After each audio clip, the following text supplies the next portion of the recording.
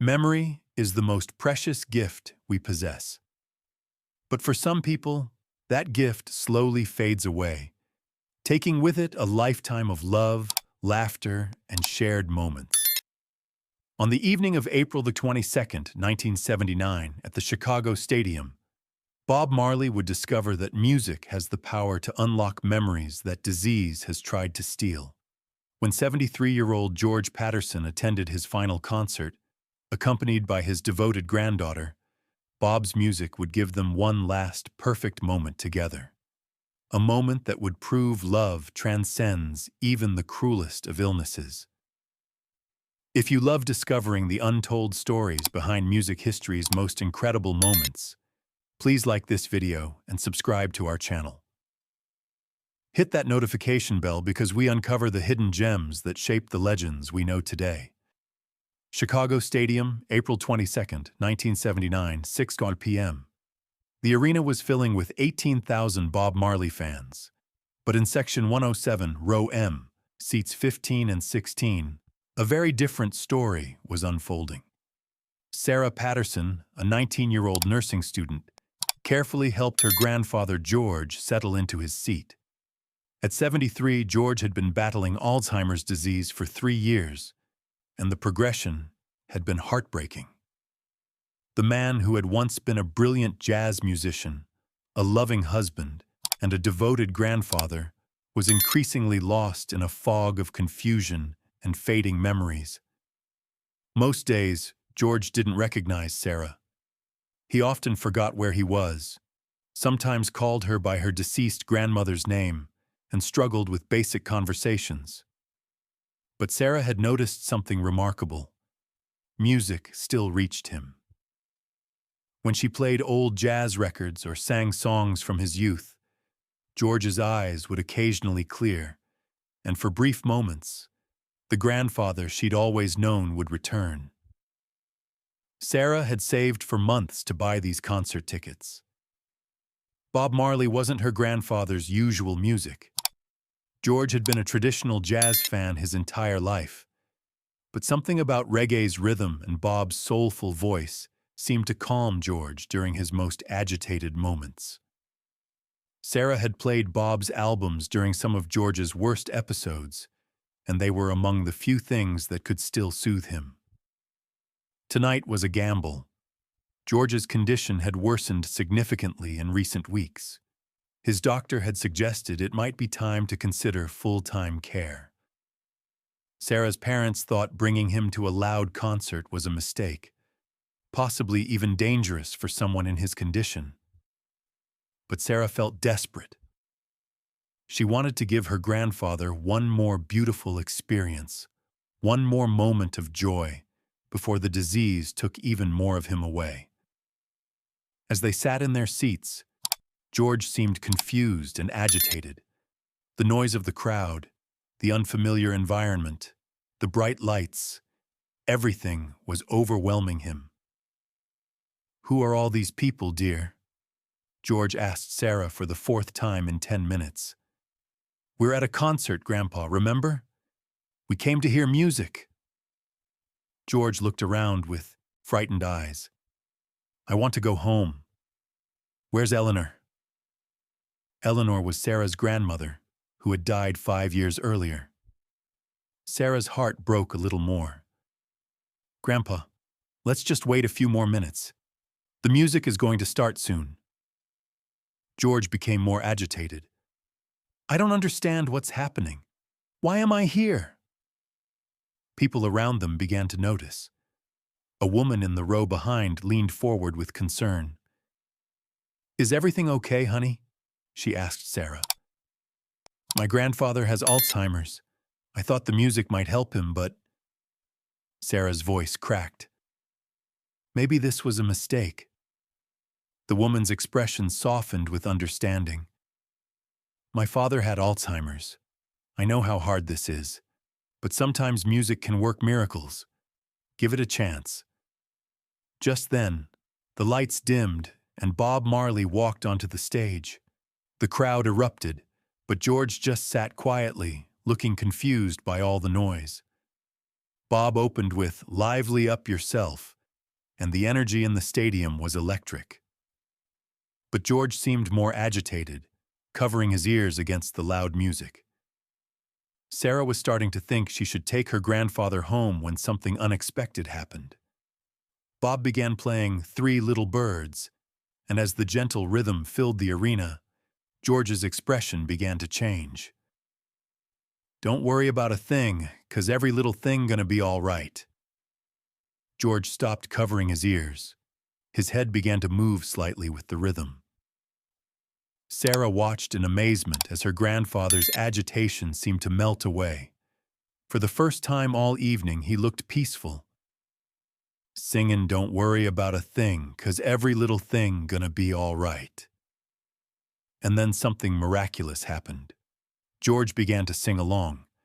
His voice was quiet at first, barely audible, but he knew the words.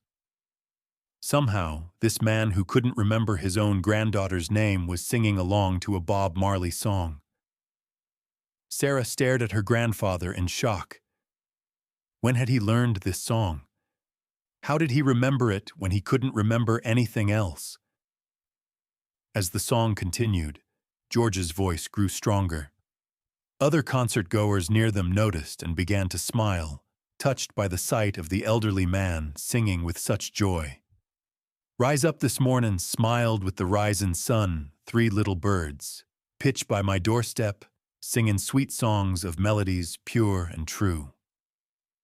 George turned to Sarah, and for the first time in months, his eyes were completely clear and present. "Sarah, my beautiful granddaughter," he said, using her correct name for the first time in weeks. "Thank you for bringing me here." Sarah began to cry. "Grandpa, you remember me?" "Of course I remember you. You're Eleanor's granddaughter." "No, wait." George paused, his brow furrowed with concentration. "You're my granddaughter, my Sarah, my little Sarah who used to sing with me at the piano." The fog in George's mind was lifting, as if Bob's music was clearing away the clouds of confusion. "I remember now," George said, tears forming in his eyes. "You used to climb onto the piano bench next to me when you were little. We'd play jazz standards together. You had such a beautiful voice." Sarah was sobbing now, overwhelmed by having her grandfather truly present with her for the first time in so long. Bob moved into "No Woman, No Cry," and George's reaction was even stronger. He not only sang along but began swaying to the music, his body remembering the joy of rhythm and melody. "No woman, no cry, no woman, no cry, here, little darling, don't shed no tears, no woman, no cry." As George sang, other memories seemed to flood back. He began telling Sarah stories about her grandmother Eleanor, about their early years together, about the jazz clubs where he'd played music in the 1940s and 50s. "Eleanor loved to dance," George said during a quieter moment between songs. "We met at the Green Mill Cocktail Lounge in 1945. I was playing piano with the house band, and she was the most beautiful woman I'd ever seen. She requested Body and Soul, and when I played it, she started crying. She said later that she knew right then she would marry me." Sarah had heard this story before, but not for over 2 years. To hear her grandfather telling it with such clarity and emotion was overwhelming. Bob performed Redemption Song next, and something extraordinary happened. George began to connect Bob's music with his own life experiences. "Old pirates, yes, they rob, I sold I to the merchant ships." "He's singing about slavery," George said to Sarah with sudden understanding, "about how our people were stolen from their homes. I remember my grandfather telling me stories about his grandfather, who was born into slavery. Music was how they kept their spirits alive." George's mind, usually trapped in confusion, was working with remarkable clarity. Emancipate yourselves from mental slavery. None but ourselves can free our minds. That's what Eleanor used to tell me during the civil rights movement, George continued. She said freedom starts in your mind, in your heart. She said music was our freedom song. For nearly 2 hours, George was completely present. He sang along to every song he recognized, which was surprisingly many. He told Sarah stories about her childhood, about her grandmother, about his life as a musician. It was as if Bob's music had unlocked a door in George's mind that had been closed for years. But the most powerful moment came during Bob's final encore. Bob performed One Love, and as the entire stadium sang along, George took Sarah's hand and looked directly into her eyes. "Sarah, I need to tell you something while I can still remember clearly." Sarah squeezed his hand, knowing this moment of clarity might not last. "I know I'm losing myself," George said, his voice steady despite his tears. "I know there are days when I don't remember who you are, when I say things that hurt you, when I seem like a stranger. But I need you to know that even when my mind is confused, my heart remembers how much I love you." Sarah was crying so hard she could barely speak. "Grandpa, I love you too. You've taken such good care of me. You and your parents have sacrificed so much. But I want you to remember me like this, singing, happy, surrounded by music and love. Don't remember the confusion and the fear. Remember this moment."